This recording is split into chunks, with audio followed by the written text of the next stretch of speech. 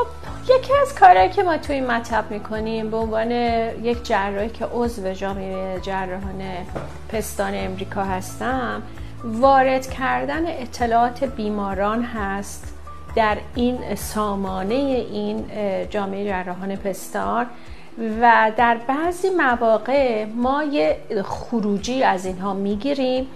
اولا که خب کارمون رو با جهان استاندارد میکنیم، با دنیای پیشرفته. ثانیاً خروجی هایی که میگیریم به ما کمک میکنه که به بیماران راهنمایی های درست تر بکنیم. یکی از این کارا تعیین ریسک سرطان پستان در طول عمر یک فرد هست که من به کمک این دخترام اینجا انجام میدم که اینا نباشن. واقعا این کار امکان پذیر نیست، کاری نیست که من با این حجم مریض بتونم تنهایی انجام بدم و این دخترای بسیار باهوش من در این راستا به من کمک میکنن. ریسک سرطان پستان تو یک فرد عادی در طول زندگیش 12%. خب این آدما رو ما میدونیم چی کار کنیم. مثلا از 40 سال میایم سالیانه ماموگرافی میکنیم و یک سری اقدامات.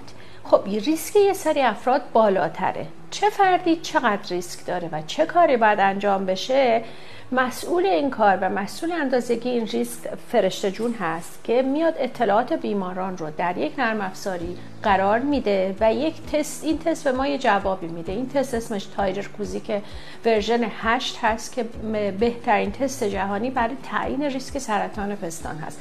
فرشته جون چی کار میکنی؟ یه توضیح کوچولو بده. ما بر اساس یه سری سوالاتی که از بیماران میپرسیم، مثل سابقه خانوادگی سرطانی که دارن، سن پریودشون، سن اولین زایمان و سن یائسگیشون، یا اگر نمونه برداری شده باشن از سینه‌هاشون و قد و وزنشون و اگر داروی هورمونی استفاده میکنن که چند سال این داروی هورمونی رو استفاده میکنن، طبق این سوالات یه درصدی رو به ما میده که ما این درصد رو بخوام دکتر اطلاع میدیم. یه درصدی رو فرشته‌شون به من اطلاع میده. طبق این درصد من به بیمار پیشنهاداتی میکنم و اینا طبق پروتکله. مثلا اگر فردی ریسک سرطان پستانش در طول عمر بیش از 20% باشد، این فرد باید در سال MRI بکنه. بیش از 30 یا 40% باشد، ما بهش پیشنهاد میکنیم جفت سینه‌ش رو برداره قبل از اینکه مبتلا به سرطان پستان بشه و بازسازی کنه. بعضی بیماران طبق اطلاعاتی که فرشته جون به ما میده نیاز به یه سری قرص هایی دارن که بخورن که کنسر پستان نگیرن.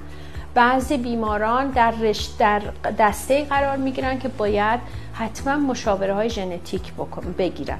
قابل ذکره که این درصدها تعیین کردن و این اقدام قبل از اطلاع به سرطان پستان است. یعنی فردیه که تشریف آورده و داره کنترل میشه و به ما یک کمکی میکنه که کنترل بیشتر، اقدامات پیشگیراننده بهتری برای بیماران انجام بدیم.